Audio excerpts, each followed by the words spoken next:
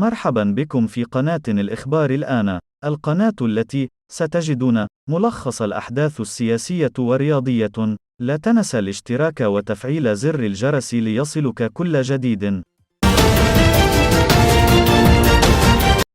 تداولت عدد من صفحات مواقع التواصل الاجتماعي مقطع فيديو ادعى ناشروه أنه يظهر حال ذعر بين مسافرين على متن طائرة مغربية كانت على وشك التحطم.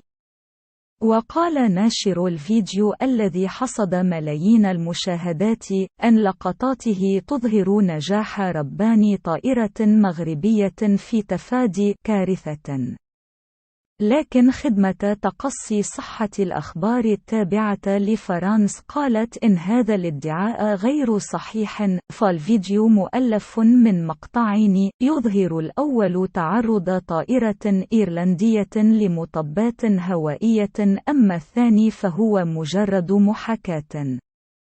وشرحت الوكالة أن الفيديو الأول يظهر مشهدا من داخل طائرة تتعالى فيها أصوات الركاب وهم يرددون عبارات الشهادة، أما الثاني فيظهر مشهدا لطائرة في الجو تحمل علامة شركة الطيران المغربية وهي تكاد تسقط في البحر قبل أن تتمكن من العودة إلى اليابسة وتحط في مدرج مطار. ويوحي تركيب المقطعين معا بأنهما يصوران حادثة واحدة لطائرة مغربية.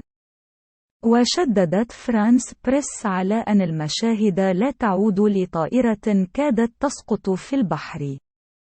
ومن العناصر المثيرة للشك في المقطع الأول ظهور مقاعد باللونين الأصفر والأزرق، وهما اللونين المعتمدين من شركة رايان إير الإيرلندية، في حين تتحدث الادعاءات عن طائرة مغربية.